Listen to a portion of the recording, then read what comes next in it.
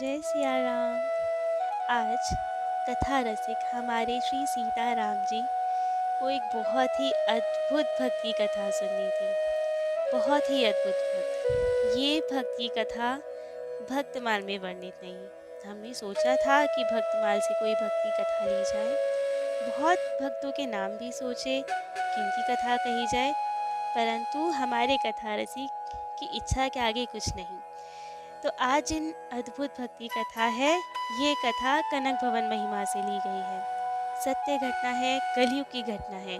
ये भक्ता कलयुग की ही है और बहुत समय पूर्व की घटना नहीं, सच्ची घटना है अयोध्या जी की।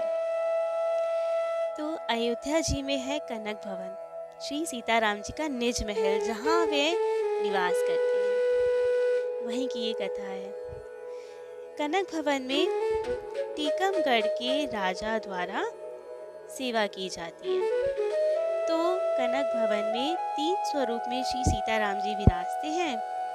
सबसे बड़े स्वरूप में महल विहारी जी, कनक विहारी जी, और सबसे मधुर स्वरूप में फिर मणिकूट विहारी जी। जो मणिकूट विहारी जी अयोध्या जी के में भ्रमण करने जाते हैं, नौका विहार करने जाते हैं। कनक विहारी जी विहारिणी जी वे कनक भवन में विहार करते हैं और महल विहारी जी वहीं रहते हैं। वे नहीं बाहर जाते अपने गर्भगृह से।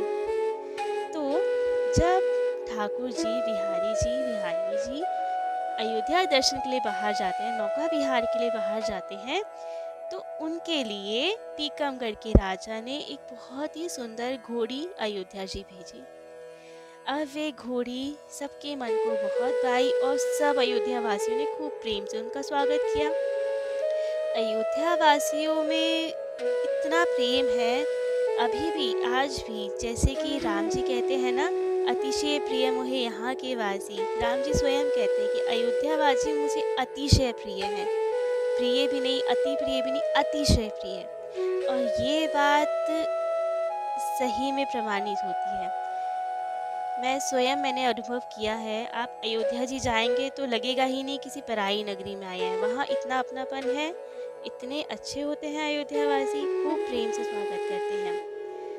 तो वो बात अभी भी सिद्ध होती है कि राम जी ने ऐसा क्यों कहा, अतिशय प्रिय यहाँ के वासी, क्यों राम जी को अतिशय प्रिय है वहाँ के वासी। तो अब सब ने श्यामा जी का खूब स्वागत किया, खूब प्रेम किया उनसे। श्यामा जी भक्त हृदय थी।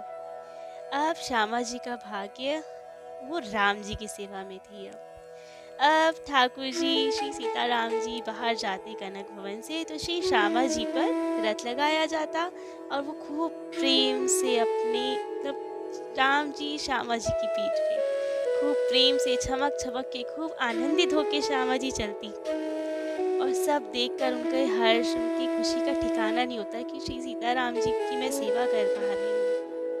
खूब प्रेम से सेवा करती और फिर कनक भवन के बाहर ही रहती, क्योंकि घोड़ी के स्वरूप में थी तो अंदर कैसे जाती, बाहर रहती। और वहाँ पे जो भक्त आते, जो खूब प्रेमी भक्त है, वो उन्हें वहाँ के प्रसाद भी दिया करते थे। वो खूब प्रेम से उसे उसका पाती थी।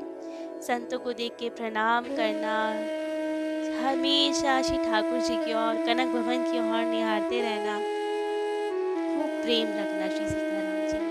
बहुत ही प्रेम था उनके मन में ठाकुर जी के, राघव जी के प्रति। तो जब खूब सेवा हुई, समय बीता, अब श्यामा जी की आई वृद्धावस्था। जब वे वृद्ध हो गई तो वहाँ के मैनेजर ने, जो वहाँ के कार्यभार संभालते थे उस वक्त कनक भवन का, उन्होंने सोचा कि अब ये वृद्ध हो गई हैं तो इन पे इनसे इतना काम लेना ठीक नहीं है, तो इन्हें वापस टीकमगढ़ भेज दिया जाए और वहाँ के राजा से निवेदन करके कोई दूसरी घोड़ी मंगवा ली जाए। और ये बात निश्चित हो गई, वहाँ बात हो गई और निश्चित हुआ कि 3 दिन बाद रेल से इन्हें वापस टीकमगढ़ भेज दिया जाएगा और वहाँ से जब राजा की इच्छा होगी वो नई घोड़ी भेज देंगे। अब ये बात तो पता लग गई, वहाँ के अवधवासियों को तो पता चली जैसे तैसे, और श्यामा जी तक पहुँच गई। कैसे पहुँची ये तो ठाकुर जी जाने पर श्यामा जी को पता लग गया कि 3 दिन बाद मेरे से अवधवास छूट जाएगा। ये लोग ज़बरदस्ती मुझे अयोध्या जी से दूर ले जाएंगे। अब तो श्यामा जी ने सब खाना पीना छोड़ दिया। हर वक्त कनक भवन की ओर निहारती रहती कि राघव जी, आपकी इतनी सेवा की, अवधवास मिला, इतने प्रेम से आपने मुझे अपनाया, सेवा दी, अब क्यों दूर कर रहे हैं? अयोध्या जी में आकर अब नहीं जाना, अब सीधा यहाँ शरीर छूटे, यहाँ से अब वियोग मत दीजिए, कुछ भी कीजिए, बट अपने से दूर मत कीजिए। उनके मन में केवल एक ही भाव चल रहा था, नाथ नाम से जुड़ा जो नाता, वो कबहू ना छूटे, एक लालसा यही दया निधि, दे अवध में छूटे, ये दे अवध में छूटे। अब श्यामा जी की ये दशा कि ना वो कुछ खाए, प्रसाद भी ना लें। सब परेशान कि श्यामा जी को क्या हो गया। अब वो केवल रोती ही रहती थी कि अब 3 दिन बचे हैं, अब 2 दिन बचे हैं। वो दिन गिन रही थी कि अब मुझे यहाँ से ले जाएंगे और मैं कुछ नहीं कर पाऊंगी। केवल वो अब राम जी के आश्रय कि अब किसी तरह मुझे बचा लीजिए, मुझे नहीं जाना यहाँ से, प्राण निकाल लीजिए, लेकिन यहाँ से मत जाइए, जीवित यहाँ से दूर नहीं जाना। दिन बीते, आखिर वो दिन आया जिस दिन श्यामा जी को अयोध्या जी से जबरदस्ती सब दूर ले जा रहे। संतों ने भी समझाया मैनेजर को। संत जानते थे उनके मन के भावों को। जिस तरह वो उन्हें प्रणाम करती थी, कनक भवन की ओर देखती थी, जो उनके मन में खुशी होती थी, श्री सीताराम जी को अपने पर बिठाकर, कनक बिहारनी जी सरकार को बिठाकर, वो सब भाव संत समझते थे। मैनेजर भी कहीं ना कहीं तो समझते होंगे, परंतु अब उनकी भी मजबूरी थी। लेकिन कोई निर्णय नहीं हुआ। बात यही थी कि वापस, अब राजा ने बोला है कि वापस भेजो और नई घोड़ी पे भिजवाते हैं, तो भेजना था। अब श्यामा जी अब 3 दिन से कुछ नहीं खाया था, इतना बल भी नहीं था उनमें कि वो जो विरोध भी कर पाती, और विरोध करती भी किससे? अवधवासियों से विरोध तो कोई मतलब ही नहीं, उनको नुकसान तो नहीं पहुंचा सकती थी। राम जी के अतिशय प्रिय लोग हैं वो। फिर भी कोशिश की उन्होंने कि किसी तरह मैं ना जाऊं, कुछ हो जाए, परंतु उनकी नहीं चली। वाहन में बिठाया गया, उन्हें रेलवे स्टेशन ले जाया गया। अब रेलवे स्टेशन में जाकर एक डिब्बा था, उसमें चारा डाला गया और श्यामा जी को उसमें बिठा दिया गया, गेट बंद कर दिया गया। बात हुई कि रात को 12 बजे ट्रेन आएगी और उसमें ये डिब्बा जोड़ दिया जाएगा। ये डिब्बा झांसी तक जाएगा और वहां से टीकमगढ़ के राजा इन्हें मंगवा लेंगे।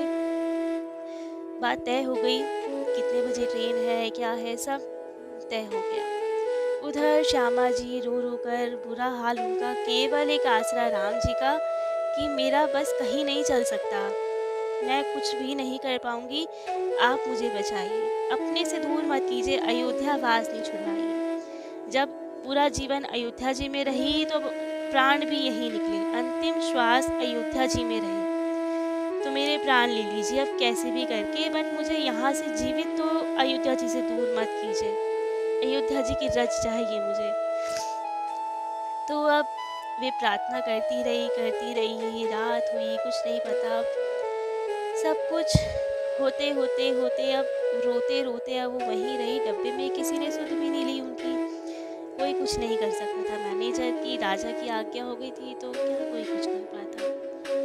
भोर हुई, सवेरा हुआ, रेलवे मास्टर जो भी था वहाँ पे आए और देखा कि ये क्या हुआ। उन्होंने कर्मचारी को बुलाया कि ये डिब्बा यहाँ कैसे पड़ा है। असल में रात को 12 बजे ट्रेन आई, ट्रेन चली गई, सब लोग, ठाकुर जी का चमत्कार, हमारे राघवेंद्र सरकार का चमत्कार, कि सब लोग में ऐसी मोहिनी पड़ी कि वे डिब्बा जोड़ना ही भूल गए और श्यामा जी अयोध्या जी में ही रह आई। तो अब ये लीला का तो सुबह पता चला जब मास्टर आया कि ये डिब्बा यहाँ कैसे आया। सब कर्मचारी को ध्यान आया कि हम तो भूल ही गए डिब्बा जोड़ना, वापस से हमें याद ही नहीं रहा कि डिब्बा ट्रेन में जोड़ना है। अब तुरंत वे गए, डिब्बा खोल के देखा तो ये क्या, अब सबके आंखों में अश्रु कि श्यामा जी शरीर छोड़ चुकी है, श्यामा जी अब नहीं रही। रात भर राम जी का ध्यान करते हुए और उन्होंने प्राण त्याग दिए, इस खुशी में कि ठीक है, अब मेरा अंतिम समय है। राम जी ने मेरी इच्छा स्वीकार की, मेरी प्रार्थना स्वीकार की और मेरे अब प्राण अंत हो रहे हैं अवध में, मुझे कहीं नहीं जाना पड़ रहा। तो उन्होंने प्राण छोड़ दिए। अब सबने देखा और सबको बहुत दुख हुआ कि श्यामा जी नहीं रही। कहीं न कहीं बट थोड़ी प्रसन्नता ये भी थी संतों में कि कम से कम इनका अवधवास तो नहीं छूटा, प्राण अवध में छूटे, अयोध्या जी की रज मिली। कम से कम इस बात की खुशी थी कि अयोध्या जी नहीं छूटी, प्राण छूट गए तो कोई बात नहीं, अयोध्या जी में छूटे ना तो साकेत लोग जाएंगे राम जी के पास। तो अब संतों ने कहा कि अब इन्हें टीकमगढ़ भेजने की कोई आवश्यकता नहीं, राजा क्या करेंगे इनका, इन्हें यहीं पे यहीं इनका संस्कार किया जाए, अंतिम संस्कार किया जाए। स्वीकृति मिली, राजा से भी स्वीकृति मिली कि ठीक है आप वहीं रखिए, अब वहीं संस्कार कीजिए।